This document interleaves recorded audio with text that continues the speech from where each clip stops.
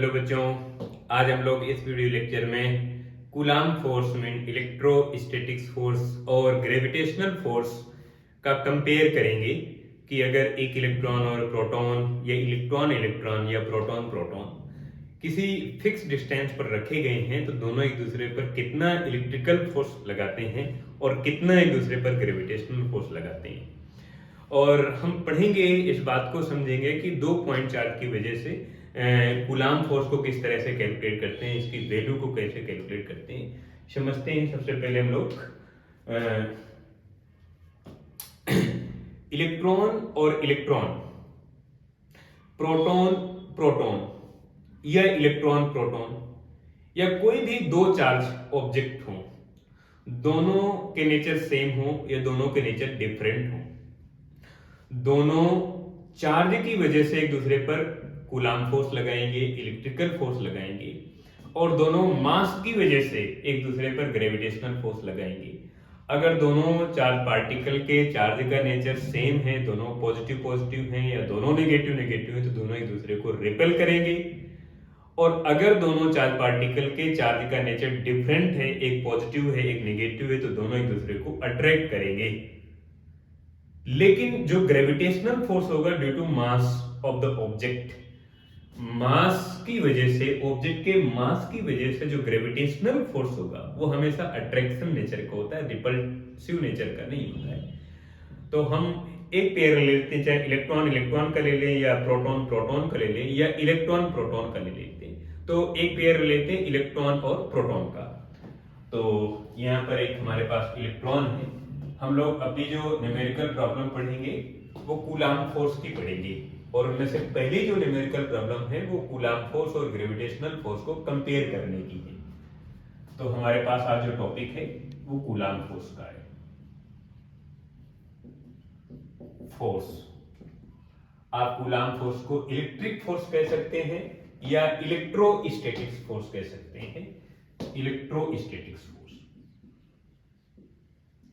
Electrostatics force, ये force दो charge की वजह से होता है, जबकि दोनों चार्ज रेस्ट पर होने चाहिए। दोनों चार्ज का जो इलेक्ट्रिक फील्ड है एक दूसरे को क्रॉस करना चाहिए। इलेक्ट्रोस्टैटिक फोर्स या कूलाम फोर्स या इलेक्ट्रिक फोर्स समझते हैं। हमारे पास इलेक्ट्रॉन एक यहां पर है, एक इलेक्ट्रॉन यहां पर है। इलेक्ट्रॉन इलेक्ट्रॉन प्रोटॉन का कंपेयर कर लेते हैं। तो इलेक्ट्रॉन यहां पर है, प्रोटॉन यहां पर है। ये हो गया हमारे पास इलेक्ट्रॉन और ये हो गया प्रोटॉन। अब इनकी चार्ज और मास की प्रॉपर्टी को हम यहां पर लिख लेते हैं।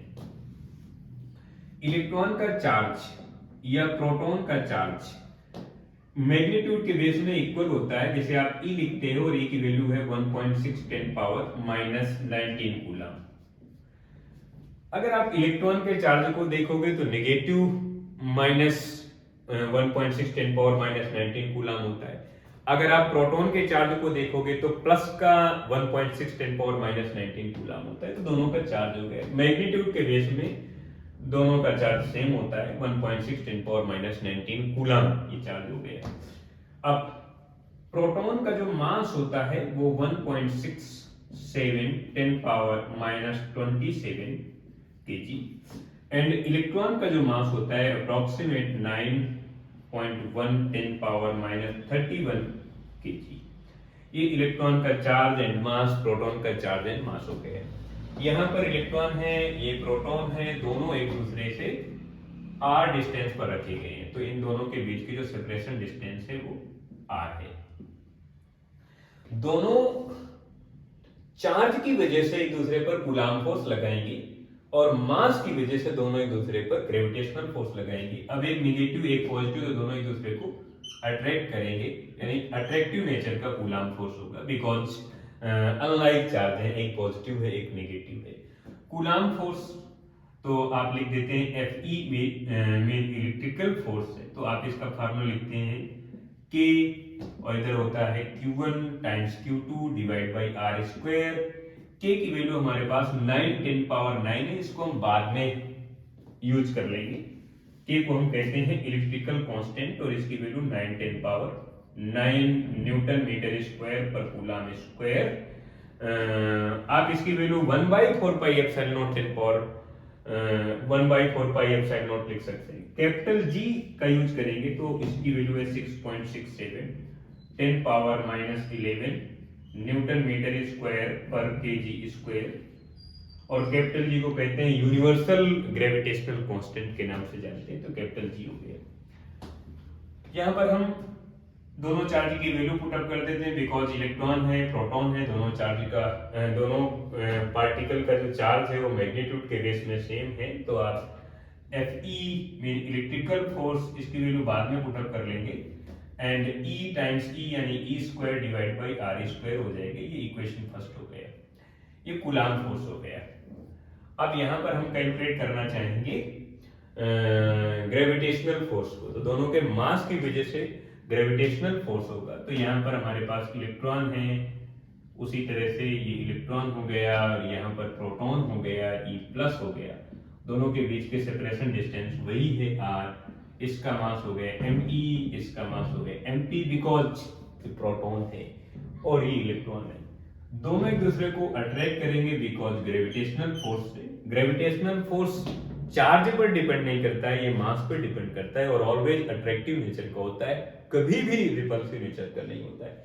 ये एक बेसिक फंडामेंटल फोर्स है जो सबसे कमजोर होता है। चार तरह के नेचर में फंडामेंटल फोर्स पाए जाते हैं, जिनमें से सबसे वीकेस्ट फोर्स होता है, सबसे कमजोर तरह का ये बल होता है, जिसे आप ग्रेविटेशनल फोर्स कहते हैं। और हमेशा अट्रैक्टिव नेचर का होता है। हमारे यूनिवर्स के किसी एक कोने में कोई गैलेक्सी और दूसरे कोने में कोई दूसरी गैलेक्सी, ये दोनों एक दूसरे को अट्रैक्ट कर सकती हैं और करती भी हैं। तो कितना फोर्स होगा ग्रेविटेशनल फोर्स, आप Fg लिखेंगे। Capital G mean gravitational constant, m1 times m2 divide by r square and आप अगर Fg लिखें, G mean gravitational not gravity. Gravitational एक सिंबल है कि ग्रेविटेशनल फोर्स है, इधर हो जाएगा। कैपिटल जी की वैल्यू बाद में यूज कर लेंगे, m1 m2 की वैल्यू यूज कर लेते हैं।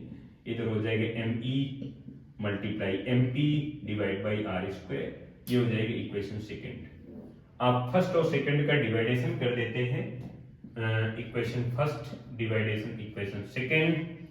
आप जैसे इक्वेशन फर्स्ट एंड सेकंड का डिवाइडेशन करेंगे तो मेरे पास फर्स्ट में है इलेक्ट्रिकल फोर्स एंड सेकंड में gravitational force equal to, first में आपके पास है k times E square divide by R square, k times E square divide by R square and gravitational force की वैल्यू आपके पास है capital G mean gravitational universal gravitational constant multiply Me multiply Mp divide by R square. और आप इस बात को समझ पा रहे हैं कि R स्क्वायर कैंसिल आउट हो जाएगा, तो मेरे पास जो वैल्यू आएगी वो हो जाएगी Fe divide by Fg equal to ke square divide by capital G Me multiply Mp capital G multiply Me multiply Mp। अब आप इन सभी की वैल्यू पुट अप करेंगे और कैलकुलेट करेंगे तो ये दोनों फोर्स का रेशियो आ जाएगा। ये यूनिट लेस होगा, डायमेंशन लेस होगा, बिकॉज फोर्स और फोर्स का रेशियो है। और आप पाएंगे कि यहाँ पर जो इलेक्ट्रिकल फोर्स है वो बहुत ज्यादा है, is much larger than as a compared to gravitational force, because gravitational force very weak force of the fundamental force. जो नेचर्स में जितने भी तरह के फोर्स पाए जाते हैं उनमें सबसे कमजोर बल ये होता है ग्रेविटेशनल फोर्स। तो ये हमारे पास रिलेशन आएगा जब आप इसे कैलकुलेट करेंगे, वैल्यू पुट अप करेंगे। अब इसी तरह से अगर आपके पास कोई प्रॉब्लम आती इलेक्ट्रॉन की, तो दोनों इलेक्ट्रॉन हो जाएंगे। चार्ज तो दोनों का सेम होगा, बट दोनों इलेक्ट्रॉन होने की वजह से रिपेल करेंगे। ग्रेविटेशनल फोर्स का फार्मूला हमारे पास यही है और पुट अप कर देना है आपको। अगर दोनों प्रोटॉन है तो मैं चाहूंगा कि आप भी इसी तरह से कैलकुलेट करें। दोनों प्रोटॉन होंगे, प्रोटॉन दोनों हो या दोनों इलेक्ट्रॉन हो, चार्ज के कंसेप्ट में दोनों का चार्ज सेम रहेगा, बट मास प्रोटॉन का मास इतना है, इलेक्ट्रॉन का मास इतना है। आप इसे कैलकुलेट करेंगे, दोनों की रेशियो वैल्यू कैलकुलेट होकर आ जाएगी। इस तरह से हम कैलकुलेट करते हैं। आइए अगली प्रॉब्लम को देखते हैं और 2 चार्ज पार्टिकल सिस्टम पर हम कूलाम फोर्स को कैलकुलेट करना सीखेंगे। फिर इसके बाद 3 चार्ज पार्टिकल सिस्टम पर कूलाम फोर्स को कैलकुलेट करेंगे और देखेंगे किस तरह से हम एप्लीकेशन को कैलकुलेट करते हैं। अगर कूलाम फोर्स के मैग्नीट्यूड को कैलकुलेट करना है तो आपको 2-3 बातों को ध्यान रखना पड़ेगा। एक तो चार्ज का मैग्नीट्यूड, दोनों चार्ज का मैग्नीट्यूड, दूसरा दोनों चार्ज के बीच के सेपरेशन डिस्टेंस, और तीसरा दोनों चार्ज को किस लोकेशन पर रखा गया है, इस बात को समझेंगे। आइए देखते हैं अगली प्रॉब्लम पर, समझते हैं उसको।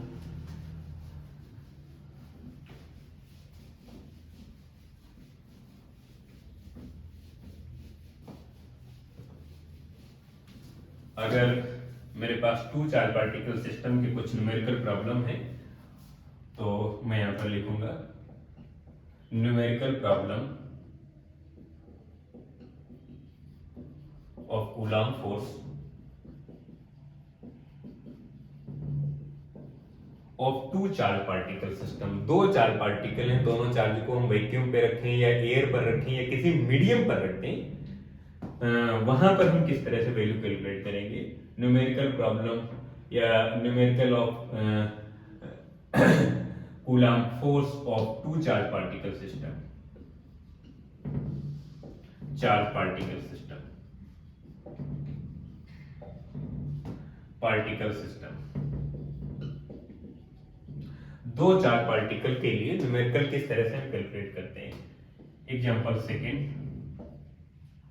यहां पर एक चार्ज पार्टिकल है, इसकी वैल्यू है -12 माइक्रोकूलम, एंड यहां पर दूसरा कोई चार्ज पार्टिकल है जिसकी वैल्यू है सपोज दैट -20 माइक्रोकूलम। अब हमें इन दोनों के बीच के सेपरेशन डिस्टेंस गिवन है, suppose that 2 centimetre separation distance given है। अब हमें कैलकुलेट करना है कि इस चार्ज की वजह से इस पर कितना फोर्स होगा और इसकी वजह से इस पर कितना फोर्स होगा। ये ध्यान रखना है कि जो चार्ज पार्टिकल जहां पे रखा है उस जगह से उसकी लोकेशन को हम कैलकुलेट करते हैं। अब इसकी वजह से इस पर चार्ज, इसकी वजह से इस पर चार्ज मैग्नीट्यूड के बेस में सेम होगा। दोनों नेगेटिव है तो दोनों एक दूसरे को रिपेल करेंगे और इनकी रिपल्सिव डायरेक्शन इधर होगी। अगर मैं इधर लिखूंगा F12 एंड इधर लिखूंगा F21, अगर ये फर्स्ट चार्ज है एंड ये सेकंड चार्ज है, तो मुझे कैलकुलेट करना है कूलाम फोर्स। तो मैं कैलकुलेट करूंगा कूलाम फोर्स। इसमें 2 बातें हैं, दोनों सेम हैं और कैसी हैं मैं समझा रहा हूं, समझो जरा। कूलाम फोर्स, फोर्स ऑन किस चार्ज पर कैलकुलेट करना है, इस पर, तो -12 माइक्रोकूलम चार्ज ड्यू टू इस चार्ज की वजह से, -20 वाली की -20 माइक्रोकूलम चार्ज। तो किस पर कैलकुलेट करना है, इस पर कैलकुलेट करना है इसकी वजह से, यानी सेकंड जो चार्ज पार्टिकल है वो फर्स्ट पर कितना कूलम फोर्स लगा पाएगा, उसे हम लिखते हैं 12 मीन सेकंड चार्ज की वजह से फर्स्ट चार्ज पर कितना कूलम फोर्स है। आप इसे कैलकुलेट करेंगे, K मीन इलेक्ट्रिकल कांस्टेंट, इधर Q1 times Q2 divide by R square. Q1 is a -12 microcoulomb charge and Q2 is a -20 microcoulomb charge. And second concept वो भी इसी तरह का है और मैं कैलकुलेट करूंगा coulomb force on -20 microcoulomb charge, coulomb force on -20 microcoulomb charge due to -12 microcoulomb charge mean second charge पर कितना कूलम फोर्स है due to first charge. Coulomb force on -20 microcoulomb charge due to -12 microcoulomb charge. -12 microcoulomb charge की वजह से कितना इस पर force होगा, तो हम इसे कैलकुलेट करेंगे F21 इक्वल टू, ये नेगेटिव हो जाएगा बिकॉज दोनों के डायरेक्शन अपोजिट है और मैग्नीट्यूड के बेस में ये रहेगा Q1 Q2 divide by R square. लेकिन अगर हम इसका मैग्नीट्यूड देखें तो F इक्वल टू जितना F12 है इतना ही F21 है और इसकी वैल्यू है K Q1 Q2 divide by R square. And अगर वैल्यू पुट अप करते हैं तो वैल्यू पुट अप कर सकते हैं, K की वैल्यू है 9 10 पावर 9 एंड Q1 आपके पास 12 माइक्रो कूलम है, 12 10 पावर माइनस 6 आपने कन्वर्ट कर लिया। और यहाँ पर मैं एक बार आपको बता देता हूँ कि 1 micro coulomb equal 10 power minus 6 coulomb charge है and 1 pico coulomb equal to minus का 12 कूलम चार्ज है। अगर आप इसे इनवर्स में लिखेंगे तो 1 coulomb equal to 10 power 6 micro coulomb charge and 1 coulomb equal to 10 power 12 pico coulomb charge and milli में अगर कैलकुलेट करना चाहें तो 1 milli coulomb equal to 10 power minus 3 coulomb charge में 1 coulomb equal 10 power 3 milli coulomb charge. इस तरह से आप ये रिलेशन बना पाएंगे। और यहाँ पर अगर मैं वैल्यू पुटअप करता हूँ तो 20 10 power minus 6 divide by distance square, distance 2 centimetre है, 2 के स्क्वायर कर देंगे। लेकिन डायरेक्ट नहीं, आप इसे मीटर में कन्वर्ट करेंगे। जब कभी भी कोई वैल्यू मिले आपको तो आपको उसे एक ही सिस्टम में कैलकुलेट करना है, कन्वर्ट करना है। आपने अगर डायरेक्ट सेंटीमीटर वाली वैल्यू को यूज कर लिया तो फिर आपका न्यूमेरिकल मिस्टेक हो गया। लेकिन मिस्टेक आपको नहीं करना है, आपको तो करेक्ट करना है। तो मैं 2 इंटू 10 पावर माइनस 2 का स्क्वायर करूंगा तो मैं 2 बार मल्टीप्लाई कर सकता हूँ। अब आप इसे कैलकुलेट करेंगे तो ये हमारे पास जो पूरी वैल्यू है वो न्यूटन पर आ जाएगी। इतना हमारे पास कूलम फोर्स होगा। इस चार्ज की वजह से इस पर इतना और इसकी वजह से इस पर इतना, दोनों एक दूसरे पर इतना फोर्स लगाएंगे। अब हम देखते हैं कि अगर इन चार्ज को अगर हम किसी मीडियम पर रख दें जहां पर डाइलेक्ट्रिक कांस्टेंट हमें गिवन है तो कितना फोर्स होगा। ये 2 चार्ज पार्टिकल सिस्टम पर कूलम फोर्स की वैल्यू है। फिर उसके बाद 3 चार्ज पार्टिकल सिस्टम पर कूलम फोर्स देखेंगे। चलते हैं थर्ड न्यूमेरिकल प्रॉब्लम पर, इसको हटाते हैं।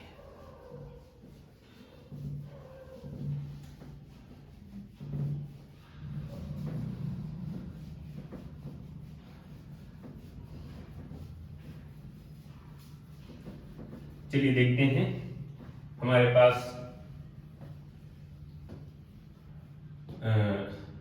एक ही चार्ज पार्टिकल है, एग्जांपल थर्ड।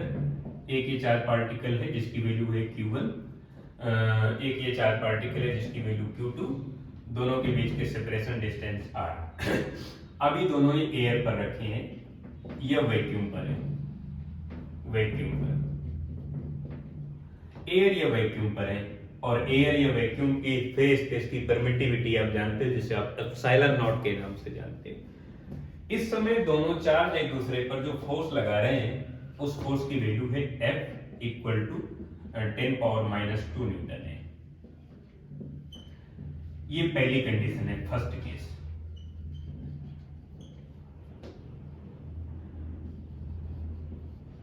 फर्स्ट केस है। लेकिन अगर इन दोनों चार्ज को किसी मीडियम में रख दें, दोनों चार्ज को किसी मीडियम पर रख दें, मीडियम में रखने पर इन दोनों चार्ज को हम डबल कर दें, 2Q1 एंड 2Q2, दोनों के बीच की जो सेपरेशन डिस्टेंस है उसे 3R/2 कर दें, इस तरह से चेंज कर दें। और यहां पर हम मीडियम को फिलअप कर देते हैं, मीडियम को। और इस मीडियम का जो डाइलेक्ट्रिक कांस्टेंट है वो K है, स्मॉल r, स्मॉल k या स्मॉल r आप लिख सकते हैं। इसकी वैल्यू आप लिखें 20, मैं यहाँ पर 20 वैल्यू दे देता हूँ डाइलेक्ट्रिक कांस्टेंट की।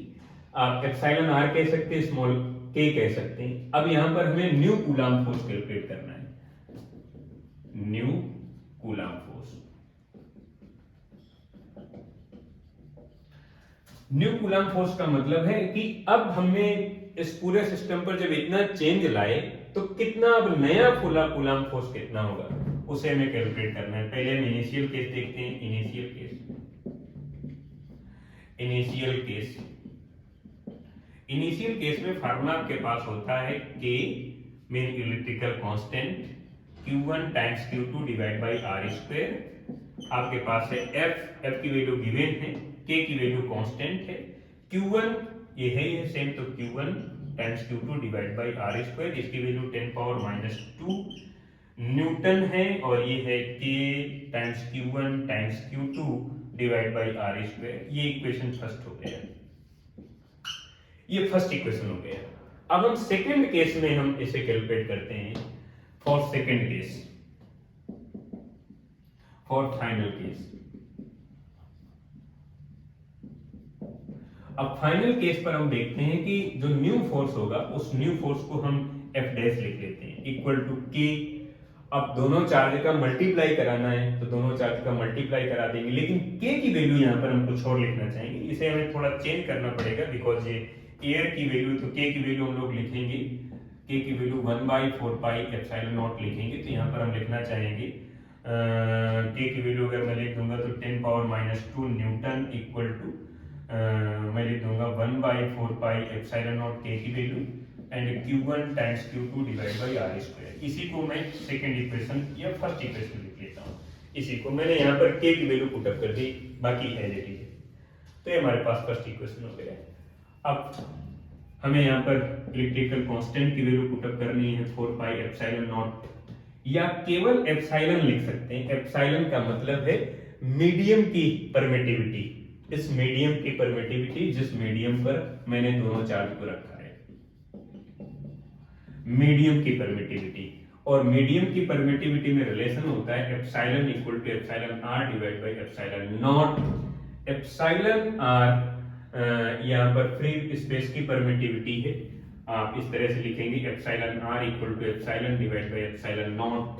एप्सिलॉन आर रिलेटिव परमिटिविटी है, एप्सिलॉन मीडियम की परमिटिविटी है एंड एप्सिलॉन फ्री स्पेस की परमिटिविटी है। तो आप मीडियम की परमिटिविटी कैलकुलेट करेंगे तो एप्सिलॉन नॉट इस तरह से आप इसे लिख सकते हैं। तो आप एक बार एप्सिलॉन ही लिखा रहने दें और दोनों चार्ज का मल्टीप्लाई कराएंगे तो 2Q1 मल्टीप्लाई 2Q2 तो 2 to 4 हो गया 4Q1 times Q2 divide by distance square है तो डिस्टेंस इसका स्क्वायर करना है तो इसका स्क्वायर करेंगे तो 3R/2 का स्क्वायर यानी 9R स्क्वायर बाई 4 इस तरह से हो जाएगा।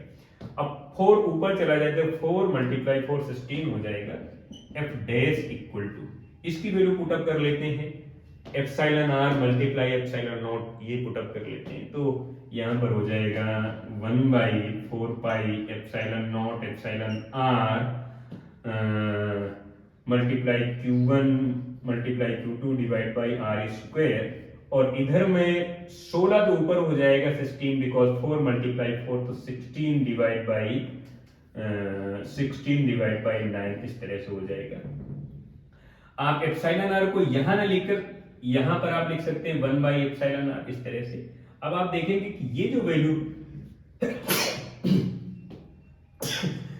वैल्यू आ रही है आपके पास 1/4 pi epsilon naught Q1 Q2 by R square, ये इक्वेशन फर्स्ट में आप देख सकते हैं कि 1/4 pi epsilon naught Q1 Q2 by R square की वैल्यू 10⁻⁻2 न्यूटन है तो इसकी जगह 10⁻⁻2 न्यूटन लिख सकते हैं। तो F dash mean new force of the new electrical system, इसकी जगह आप लिखेंगे 10⁻⁻2 न्यूटन एंड 16/9 1 इसकी वैल्यू 20 तो इधर हो जाएगा 20। आप इसे कैलकुलेट करेंगे तो मेरे ख्याल से आप इसे 4 से डिवाइड कर सकते हैं तो 4 से 4 टाइम कटेगा, ये 5 टाइम कटेगा और ये 45 हो जाएगा तो ऊपर हो जाएगा F dash equal to 4 divide by 45 10⁻⁻2 newton. तो ये नया फोर्स आ जाएगा पुराने फोर्स के रिस्पेक्ट में। ये पुराना फोर्स है तो आप इसे ऐसा भी लिख सकते हैं पुराने फोर्स के रिस्पेक्ट में 4 डिवाइड बाई 45 मल्टीप्लाई F, यानी पुराने फोर्स और नए फोर्स में ये रिलेशन आ जाएगा। जब हम इलेक्ट्रिकल सिस्टम में इतना चेंज लाएंगे, इस तरह से चेंज लाएंगे तो हम इस बात को समझ पाएंगे। इसी तरह से हम ये तो 2 चार्ज पार्टिकल सिस्टम का एक कंसेप्ट न्यूमेरिकल प्रॉब्लम है, फिर इसके बाद 3 चार्ज पार्टिकल सिस्टम हो, 4 चार्ज पार्टिकल सिस्टम हो, n चार्ज पार्टिकल सिस्टम हो, उन सभी में हम इसी तरह का कंसेप्ट यूज करते हैं। मैं आपको न्यूमेरिकल को सॉल्व करने का एक मेथड बता देता हूं। जब भी कभी आपको न्यूमेरिकल मिले, न्यूमेरिकल की लैंग्वेज को रीड आउट करो। न्यूमेरिकल में डायग्राम बनता ही है। जब भी कभी न्यूमेरिकल की लैंग्वेज को रीड आउट करो, उसमें दी गई वैल्यू को माइंड में रजिस्टर करो, समझो कि ये वैल्यू हमें गिवन है और दूसरा पार्ट कौन सी वैल्यू हमें कैलकुलेट करना है। एक पार्ट तो वो जो वैल्यू हमें गिवन है न्यूमेरिकल में, दूसरी वो जो हमें कैलकुलेट करना है और तीसरा अब आप ये देखें कि जो वैल्यू गिवन है उन सबको विद सिंबल और यूनिट सहित अपनी कॉपी में लिखें, देखें कि ये वैल्यू ये है, इसका सिंबल ये है, यूनिट ये है। अगर वो एसआई यूनिट में नहीं है तो आप उसे एसआई यूनिट में कन्वर्ट करो और फिर अपने रजिस्टर में, नोटबुक में उसे लिखो। जो वैल्यू गिवन है उसके सिंबल के साथ इक्वल का साइन बना के क्वेश्चन मार्क लगा दो कि ये वैल्यू हमें कैलकुलेट करना है। गिवन वैल्यू और कैलकुलेट करने वाली वैल्यू में एक रिलेशन बनाओ और देखो कि कौन सा फार्मूला दोनों में फिट बैठ पाएगा, जो गिवन वैल्यू और कैलकुलेट करने वाली वैल्यू को जोड़ पा रहा है, कनेक्ट कर पा रहा है। उस फार्मूले को ढूंढ के लाओ। जैसे आपको फोर्स कैलकुलेट करना है, कूलाम फोर्स कैलकुलेट करना है, तो कूलाम फोर्स के बहुत सारे फार्मूले होते हैं, लेकिन यहां पर हम इस फार्मूले का यूज करेंगे क्योंकि यहां पर ये फार्मूला वैलिड है, काम चल जाएगा, आसान है, इजी है यूज करना। फिर इसके बाद अगर उसमें डायग्राम बन रहा है तो न्यूमेरिकल की लैंग्वेज को रीड आउट करते समय आप उसकी वैल्यू को पढ़ें, समझें और डायग्राम भी बनाएं। डायग्राम बनाने से आपका काम इजी हो जाएगा, कंसेप्ट क्लियर होता है कि इसका डायग्राम ये है, क्वेश्चन की डिमांड ये है, और फिर आपको फार्मूला पता चल जाए कि ये फार्मूला इस न्यूमेरिकल में लगेगा। आप वहां पर उस फार्मूला का यूज करें, वहां पर वैल्यू पुटअप करें और फिर कैलकुलेट करने वाली वैल्यू को कैलकुलेट करें और आपका आंसर आ जाएगा। इस तरह से कुछ न्यूमेरिकल ऐसे होते हैं जिनमें एफबीटी बनाना जरूरी होता है, वो चाहे क्लास 11th का न्यूमेरिकल प्रॉब्लम हो, चाहे वो न्यूटन्स लॉ का हो या वर्क पावर एनर्जी से रिलेटेड हो या किसी भी चैप्टर का हो, या क्लास 12th में हम कहें कूलाम फोर्स का, इलेक्ट्रिक फील्ड का कोई न्यूमेरिकल प्रॉब्लम है या किसी दूसरे टॉपिक का है। बहुत ऐसे चैप्टर्स होते हैं जिनमें से एफबीडी न्यूमेरिकल में बनानी पड़ती है, फ्री बॉडी डायग्राम। तो फ्री बॉडी डायग्राम बनाने से न्यूमेरिकल आसान हो जाता है, समझना बेहतर हो जाता है, न्यूमेरिकल में हमारी अंडरस्टैंडिंग बेहतर हो जाती है, कंसेप्ट क्लियर हो जाता है कि हाँ इस न्यूमेरिकल की ये डिमांड है। इस वीडियो लेक्चर में हम इतना ही पढ़ेंगे और अगले वीडियो लेक्चर में इसके बाद के जो न्यूमेरिकल प्रॉब्लम है 3 चार्ज पार्टिकल सिस्टम के 4, 5, 6, 7 and n charge particle system से रिलेटेड जो न्यूमेरिकल प्रॉब्लम है उनको हम समझेंगे। फिर इसके बाद हम लोग कूलाम फोर्स की बैलेंस सिचुएशन को समझेंगे, उसके न्यूमेरिकल प्रॉब्लम है, इन सभी बातों पर चर्चा करेंगे।